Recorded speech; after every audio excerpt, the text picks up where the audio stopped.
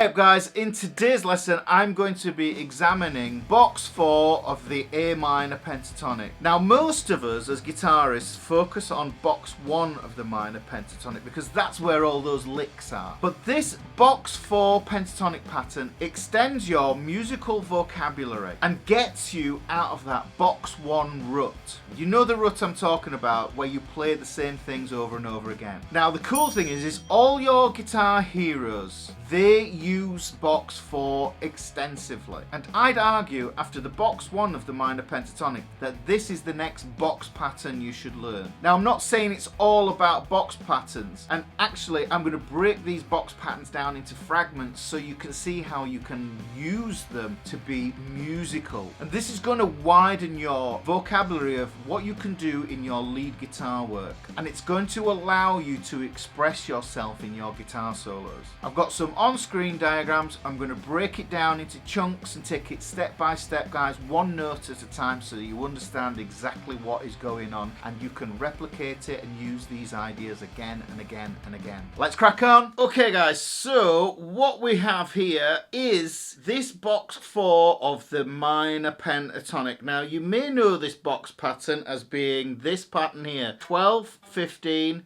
12, 15, 12, 14, 12, 14, 13, 15, 12, 15. But what you might not know is how to get the most out of it. So what we're going to do is we're going to look at this diagram here, and you can see that what we've got is we've got 4 notes first. We're looking at the B and the E string.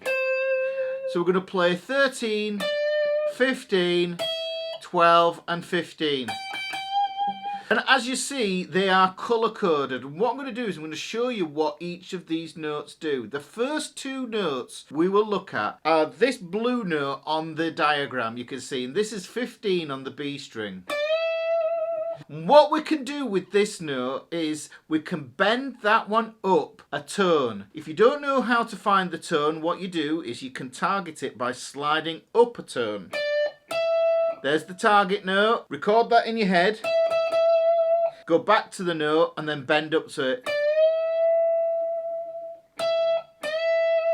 Now here's the thing with this. If you bend up to this note, you get this E here. And at the 12th fret, we get an E as well. So if I bend up this note,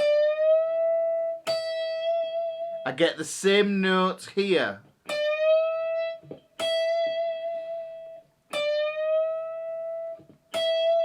That's one way of using it, but what you need to understand is there's something called unison bends and compound bends. Unison bends, you play both of the notes at the same time, and compound, you split the notes, so you play one note, then you hit the other. So a unison bend goes like this. And you can hear that that 15th fret there is pushing up to meet this note at the 12th fret. So that is a unison bend. If I wanted to play that as a compound bend, however, I would play the B string first and then wallop that 12th fret on the thin E string. Another thing we can do with this blue note here, the note that's blue on that diagram, 15th fret on the B string, is bend it up, and then what I'm going to do is I'm going to catch the 15th fret on the thin E string as well. So but what we're doing is we're using it as a compound bend. Watch my pinky.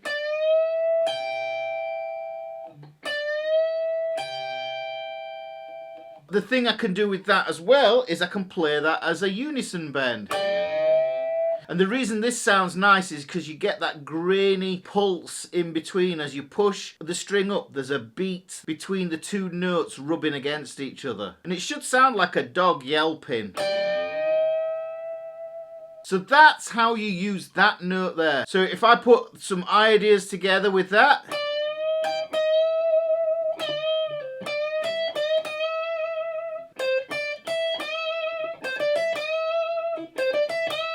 So this is what you can do with that note there in box 4. So hopefully guys, you can see how box 4 of the minor pentatonic can make you more expressive on guitar. But if you really want to explore this more in depth, then click this playlist here at the end, because I've got more videos. I'll see you next time guys, take care.